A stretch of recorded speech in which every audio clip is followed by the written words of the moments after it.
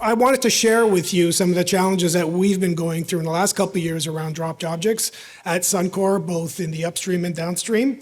I tried to tailor this a little bit more to the downstream around the retail and wholesale. So over the next couple of slides, I'll be walking you through an introduction of dropped objects and just identifying some opportunities, share a few events at Suncor. And these events are actually incidences that happened at Suncor. Every time I talk about incidences and events at Suncor, that's where usually folks actually start perking up because it's real life. They actually did, in fact, happen. I'll discuss some of the learnings we had through the investigation of these events and share some tools that hopefully you'll find helpful in preventing falling objects to ensure the safety of all workers. And I'm going to finish with some recommendations. We all know what a dropped object is. I'm sure we're familiar with it, and it's quite simply an object that falls from a previous static position, either under its own weight or as a result of applied energy. In some cases, the weight of the object and the height of the drop can result in a hazardous situation. At Suncor, we use a term called SIF-P. It really represents serious injury or fatality, or the SIF-P stands for serious injury or fatality potential. And it's getting a lot of buzz, obviously, in the industry because it actually talks to, it's more like a heightened risk of a near miss. You notice in that what is a dropped object definition, it doesn't talk about weight, the weight of the object that falls. It's important to know that even a lightweight object can cause serious injury or fatality, given if it falls from a great enough height. And some consideration around dropped objects we need to consider is really hand tools, that we use at heights, work conducted at heights and actually at grade. Obviously, those folks working underneath where some folks are up there, they could be the result of a dropped objects. A temporary equipment at height, personal working on or directly below an elevated site, and lifting and rigging. And unfortunately, we live in Canada, so icicles that, falling icicles, and hopefully this winter is going to be over at some point in time. So here's what the opportunity is. And at Suncor, dropped objects represented our number one serious injury or fatality potential precursor. So in 2018, which was last year, we had 51 dropped object events. Those were 51 circumstances where somebody could either been killed or seriously injured. And that's actually an improvement from 2017. 2017, we had over 70. So a lot of focus, a lot of effort is put on this. And as alarming as these are for obviously for Suncor, the results on the right side, it's a little bit dated, some of the information, but in 2011, there were over 200 deaths in the U.S. as a result of dropped objects. In Alberta, 14% of the deaths is resultant of a dropped object. There's a dropped objects calculator that you can see just on your left-hand side. I'm not sure if many of you are familiar with it, but what it shows is that, a dropped, it proves the premise that the heavier the object, the more severe the consequence, and the further the object falls, the more severe the consequence. I remember when I was young, we were talking about when the CN Tower was built. Geez, how old am I? There was a story in the paper around the fact that you can drop a pin and it actually, from the top of the CN Tower, and it'll crush a car. It's not that bad, really, at the end of the day. But the premise is that the higher a piece of equipment, be it 3, 4, 5 pounds, further it drops, it can cause serious injury or fatality. And that actually drops calculator. What we use it in Suncor is a great tool for measuring the potential consequence of dropped objects. And then we want to use that information in the planned job observation to really identify the hazard and then to implement controls or anything for the zone management to ensure that we consider the hazard that's above us. So let me share a couple of events that we've had at Suncor. So the first one was, this was actually at a refinery, and it's the top one. Hopefully you can see it in the back. It's bit of a smaller picture, but a worker was on an elevated catwalk, and he was preparing to install a 3-pound cable tray bracket. The worker just simply knelt down and placed the bracket in an upright position against the 4x4 inch piece of wood, which on the outside of the permanent deck. Now, as the worker stood up to reposition the task at hand, their knee pad inadvertently caught the bracket and causing it to flip over. Now, that piece of product or that equipment was fell about 15 feet, but it was more like a ping pong. It bounced, it fell off 2 feet, bounced outwards. It bounced off of the scaffold deck, and it ended up resting after about 15 feet. And again, that 15 feet at around, 3.5, 4 pounds, depending on the circumstance. And if somebody was walking without a hard hat, could have resulted easily in death. A chunk of ice falls, actually. This was a big piece of ice that actually fell. This was actually at our Edmonton refinery location, where a worker was crossing an area, and that worker heard this loud noise, literally about 1.5 to 2 feet behind him. And when he looked around, that is what he saw, a big chunk of ice. And the worker ended up taking a picture. That was they measured it at approximately 14 pounds. And it literally fell probably around 10 to 12 feet. So again, 14 pounds, 10 to 12 feet, if that would have hit you, definitely causing serious injury or fatality. Now, these are 2 near misses, is what we call our serious injury fatality potentials. And I love near misses because it gives us the opportunity to really learn, to put some corrective or preventative actions in place to ensure that we can learn from it and it doesn't happen again. The next instance, this worker wasn't as lucky. I can honestly tell you that hopefully the worker did not pass away, was okay. But a crew of 4 workers. So we near London, Ontario, Strathroy, we have a wind farm facility, and in our wind farm, wind turbines stand approximately a little over 320 feet, and they come in 5 tower sections. And a crew of 4 workers were assisting in landing a tower section into place in one of the wind turbines. One worker, while bent over, was struck by a falling spud wrench. And the spud wrench is over on the bottom right-hand side. Poor worker, exactly. It entered actually into the back of their neck. So you could see actually the x-ray, which is actually an x-ray, literally within millimeters. He could have been either dead or he could have been paralyzed. So that is actually an x-ray of the individual.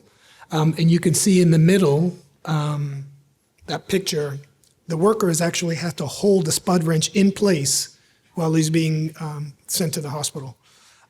Happy to say, the worker was able to disintegrate and transported to the hospital. The wrench did not hit his spinal column or any major blood vessels. And it was successfully removed and allowing the worker to return home the next day. But it just goes to show you, when we were looking through at the investigation on this, it was amazing because the spud wrench tool that was, a couple hundred feet above, 30 feet above, was not even required in assembling the tower. Somebody actually, one of the workers, brought it up inadvertently and accidentally left it behind, a tool that wasn't used, and that ended up ultimately almost killing that one individual. So, the threat is absolutely real. So together with some of the 50 events that I talked about, some of the learnings from those events is, they all had the potential. So, and factors in the incident, job planning. So the job planning didn't anticipate. And this is some of the things that we always go, and we always investigate all events, be it a near miss, be it an actual event, like the spud wrench.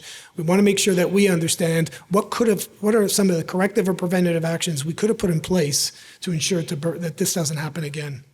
So one of them is around job planning. And the workers that some of these didn't anticipate a dropped object risk, didn't think it was possible, or include actions to minimize a dropped object hazards.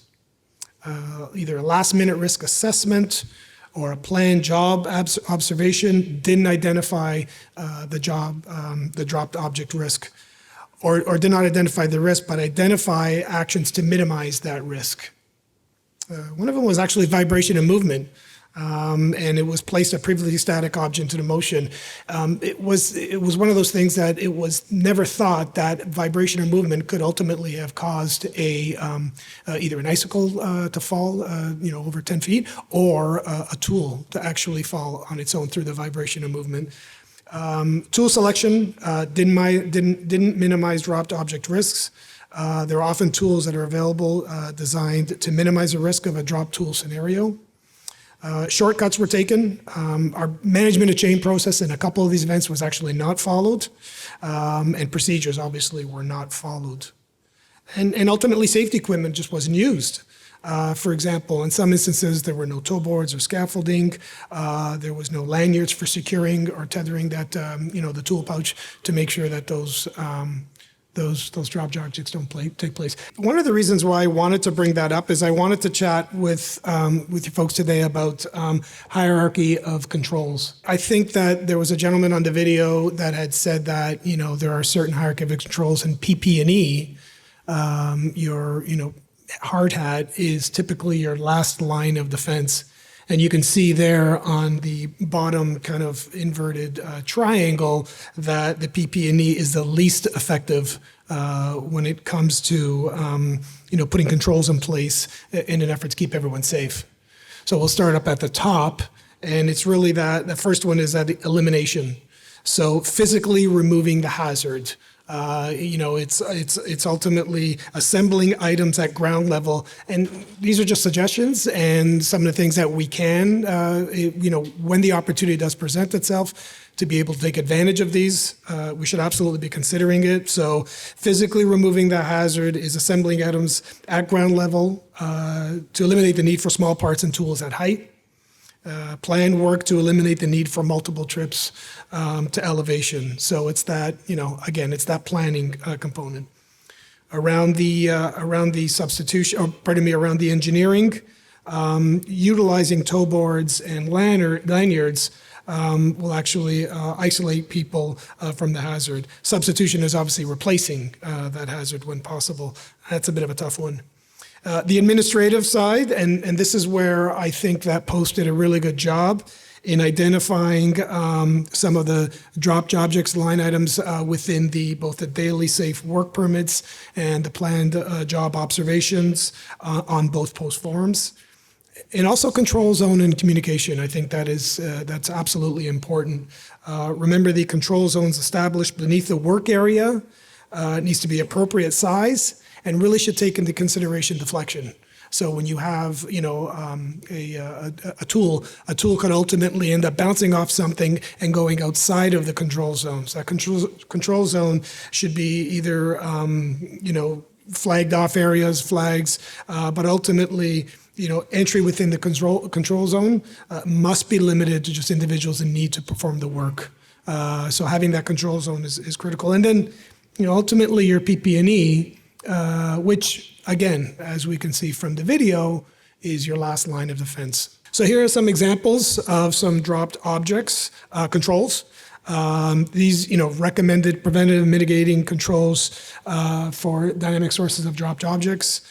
So we've got the tethers and the tie downs.